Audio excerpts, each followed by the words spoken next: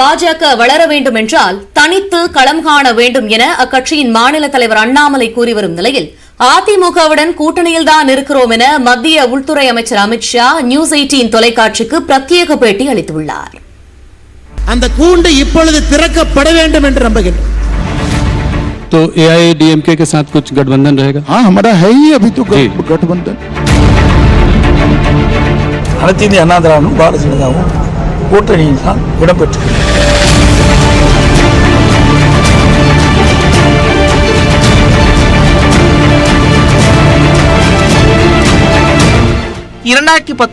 ஆண்டு நாடாளுமன்ற தேர்தலின் போது அதிமுக கூட்டணியில் பாஜக இணைந்தது. அப்போது அக்கட்சிக்கு 5 தொகுதிகள் ஒதுக்கப்பட்ட நிலையில் ஒரு இடத்தில் கூட வெற்றி பெறாமல் தோல்வியை தழுவியது. பின்னர் நடைபெற்ற ஊரக உள்ளாட்சி தேர்தலிலும் சட்டமன்ற தேர்தலிலும் கூட்டணி தொடர்ந்தது. அதன் பலனாக 20 ஆண்டுகளுக்கு பிறகு பாஜகவிற்கு 4 சட்டமன்ற உறுப்பினர்கள் கிடைத்தனர். ஆனாலும் நகர்ப்புற உள்ளாட்சி தேர்தலில் பாஜக தனித்து போட்டியிட்டது. இரு கட்சிகளுக்கும் கருத்து வேறுபாடுகள் அதிகரித்திருந்த நிலையில் ஈரோடு கிழக்கு சட்டமன்ற தொகுதி இடைத்தேர்தலில் அதிமுகவுக்கு பாஜக ஆதரவு தெரிவித்தது. இடைத்தேர்தலில் தோல்வியடைந்ததை அடுத்து அதிமுக குறித்து அண்ணாமலை பேசியதும் அதற்கு அதிமுகவினர் எதிர்வினை ஆற்றியதும் கூட்டணியில் சிறிய பிணக்கை ஏற்படுத்தியது. இந்நிலையில் சென்னையில் நடைபெற்ற மாவட்ட நிர்வாகிகள் கூட்டத்தில் பேசிய அண்ணாமலை அதிமுகவுடன் கூட்டணியை தொடர்ந்தால் தலைவர் பதவியை ராஜினாமா செய்யப் போவதாக கூறினார். இதேபோல் கோவில்பட்டியில் பாஜக செயல் வீரர்கள் கூட்டத்தில் பேசிய அண்ணாமலை பாஜக தொண்டர்கள் புரட்சி செய்ய தயாராகிவிட்டதாக கூறினார். இல்ல 30 ஆண்டுகளா அந்த கூண்டுக்குள்ளதான் நான் இருக்கேன், திடீர்னு வந்து கூண்டை திறந்து விட்டுட்டு பறந்து போங்க, எனக்கு பறங்க தெரியாது அப்படி. அதான் இப்பொழுது தமிழகத்துல ஆக்ரோஷமாக சில உரையாடல்கள் நடந்து கொண்டிருக்கிறது. அந்த கிளி பறக்க முடியும் என்று நான் நம்புகின்றேன். அந்த கூண்டு இப்பொழுது திறக்கப்பட வேண்டும் என்று நம்புகின்றேன். அந்த கிளி தயாராக இருக்கிறது என்று நம்புகின்றேன். எல்லா இடத்திலும் களம் மாறிவிட்டது என்பதை நாம் உணர்ந்து விட்டோம். தமிழகத்திலும் களம் மாறிவிட்டது. இந்த சூழலில் நியூஸ் 18 குழுமத்தின் ரைசிங் இந்தியா கருத்தரங்கில் பேசிய உள்துறை அமைச்சர் அமித் ஷா தமிழ்நாட்டில் கூட்டணி தொடர்வதாக தெரிவித்தார். साउथ में तमिलनाडु और केरला में आप कैसे देखते हैं? मोदी जी का और वहां पर भी है, मगर सीट पे कैसे कन्वर्ट होगा? कोई तालमेल एआईडीएम? हमारा संगठन वीक था, हमने काफी प्रयास किए हैं, काफी सुधार किया है, ढेर सारे गांवों तक पहुंचे, ढेर सारे बूथों तक पहुंचे हैं, और जहां वीक है और हमारे साथ साथी भी है. तो एआईएडीएमके के साथ कुछ गठबंधन रहेगा? हाँ, हमारा है ही अभी तो गठबंधन. அதிமுக பொதுச் செயலாளர் எடப்பாடி பழனிசாமியும் அமித்ஷாவின் கருத்தை உறுதிப்படுத்தியுள்ளார். ஆரம்பத்திலிருந்து அதிமுக பாரதிய ஜனதா கூட்டணியில் இருந்துகிட்டு தான் சொல்றோம். நடைபெற்று முடிந்த ஈரோடு சட்டமன்ற கிழக்கு சட்டமன்ற இடைத்தேர்தலிலும் அதிமுக பாரதிய ஜனதா கூட்டணி இருந்தது. அனைத்து இந்திய அண்ணா திராவிட பாரதிய ஜனதாவும் கூட்டணியில் தான் இடம்பெற்றிருக்கிறது. நாடாளுமன்ற தேர்தலில் கூட்டணியோடு தான் நாங்கள் பயணம் செய்து கொண்டிருக்கிறோம். இதுவரைக்கும் அப்படித்தான் பயணம் செய்துட்டு இருக்கிறோம். கூட்டணி குறித்து அண்ணாமலை தனது கருத்தை வெளிப்படுத்தினாலும் இறுதி முடிவை கட்சி மேலிடமே எடுக்கும் என்று பாஜக மாநில பொதுச் செயலாளர் ராமஸ்ரீனிவாசன் கூறியுள்ளார். கருத்து சொல்கிற உரிமை ஒவ்வொரு பாரதிய ஜனதா கட்சி தொண்டனுக்கும் இருக்கு. அந்த உரிமை அண்ணாமலை அவர்களுக்கு நீங்க மறுக்க முடியாது. ஒரு சாதாரண பாஜக காரனுக்கு இருக்கிற ஒரு உரிமையையும் சுதந்திரத்தையும் ஒரு தலைவருங்கிறதாலே நீ சொல்லக்கூடாது அப்படின்னு சொல்ல முடியாது. அவர் கருத்தை சொல்லியிருக்கிறார். பட் இறுதி கருத்து தலைமைதான சொல்லும் என்பதை அவர் பலமுறை சொல்லியிருக்காரு. கூட்டணி விவகாரத்தில் அண்ணாமலையின் கருத்தும் அமித்ஷாவின் கருத்தும் முரணாக இருப்பதாக மூத்த பத்திரிகையாளர்கள் தெரிவிக்கின்றனர். இதனால் களத்தில் 2 கட்சி நிர்வாகிகளும் முரணாக செயல்பட வாய்ப்பு இருப்பதாகவும் கூறுகின்றனர். அதிமுக கூட நாங்கள் கூட்டணியில் தான் இருக்கிறோம் என்று சொல்வது மிக முக்கியமானதாகத்தான் நான் பார்க்கிறேன். அப்ப இங்க இருக்கின்ற தலைவர்கள் என்ன பேசினாலும் அதுக்கு நிச்சயமாக நாம் வெயிட்டேஜ் கொடுக்க வேண்டிய அவசியம் கிடையாது. அது நியூஸ்ல இருக்கிறதுக்காக அவர்கள் எல்லாம் பேசிக் கொண்டிருக்கிறார். இன்னொரு விஷயம் நமக்கு புரிகிறது, எந்த அளவுக்கு முரண் இருக்கிறது.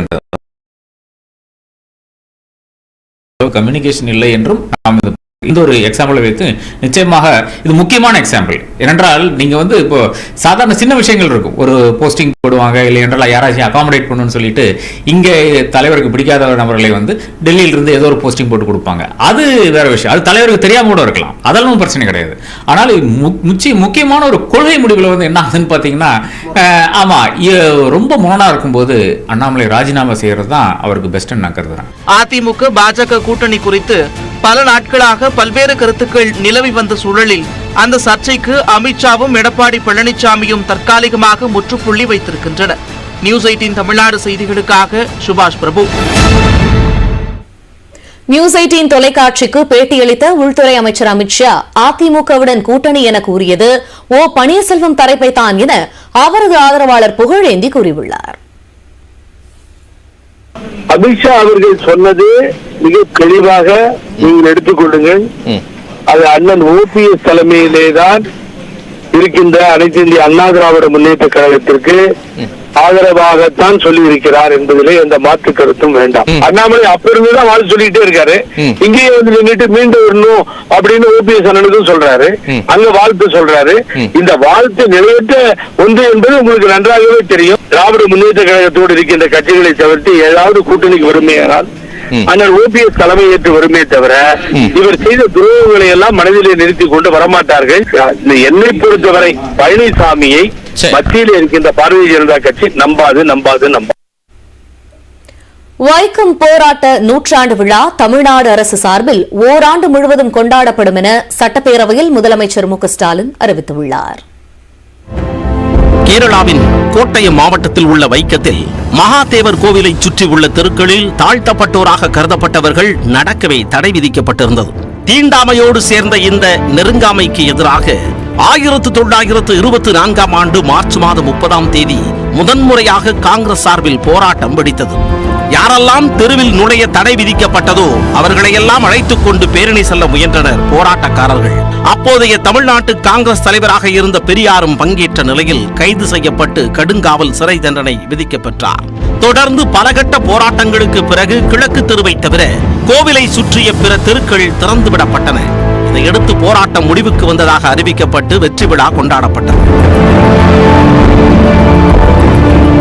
பெரியாரின் சமூக நீதி பார்வையை உருவாக்கியதில் முக்கிய பங்கு வகித்த இந்த வைக்கம் போராட்டத்தின் நூற்றாண்டை தமிழ்நாடு, கேரளா இணைந்து கொண்டாடுகிறது.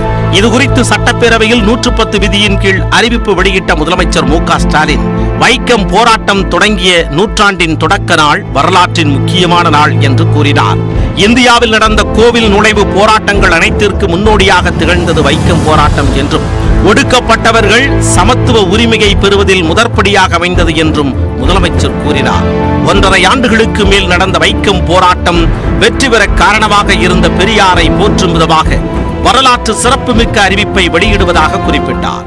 இன்று வரையில் வைக்கம் போராட்டம் என்பது சமூக நீதி வரலாற்றில் ஒலித்துக் கொண்டிருக்கிறது. மாண்புமிகு பேரவைத் தலைவர் அவர்களே, எளிய மக்களுக்காக எல்லைகளை கடந்து போராடி வரலாற்றில் இத்தகைய புரட்சிகளை நிகழ்த்தி வெற்றி கண்ட தந்தை பெரியார் அவர்களின் நினைவை போற்றவும், சமூக நீதி கருத்துக்களை தொடர்ந்து வலியுறுத்தவும் வைக்கம் போராட்டத்தின் நூற்றாண்டு விழா நிகழ்ச்சிகளை தமிழ்நாடு அரசு சிறப்பாக நடத்த திட்டமிட்டுள்ளது என்பதை இந்த மாமன்றத்தில் அறிவிப்பதில்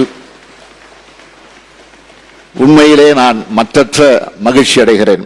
ஓராண்டு முழுவதும் வைக்கம் போராட்டத்தின் நோக்கத்தையும் வெற்றியையும் பொதுமக்கள், மாணவர்கள் தெரிந்து கொள்ளும் வகையில் நிகழ்ச்சிகள் நடத்தப்படும் என்றும், வைக்கம் போராட்டத்தில் பெரியார் கைது செய்யப்பட்டு சிறை வைக்கப்பட்ட அருவிக்குத்து கிராமத்தில் அவருக்கு நினைவிடம் அமைக்க முயற்சிகள் மேற்கொள்ளப்படும் என்றும் முதலமைச்சர் மு க ஸ்டாலின் அறிவித்தார். செப்டம்பர் மாதம் 17ஆம் தேதி சமூக நீதி நாள் என்று தமிழ்நாடு அரசால் வைக்கம் விருது வழங்கப்படும் என்றும் அவர் அறிவித்தார். பிற மாநிலங்களில் ஒடுக்கப்பட்டவர்கள் நலனுக்காக பாடுபட்டு குறிப்பிடத்தக்க மாற்றத்தை ஏற்படுத்தும் ஆளுமைகள் அல்லது நிறுவனங்களுக்கு ஆண்டுதோறும் வைக்கம் விருது செப்டம்பர் 17ஆம் நாளன்று சமூக நீதி நாளான செப்டம்பர் 17 அன்று தமிழ்நாடு அரசால் வழங்கப்படும்.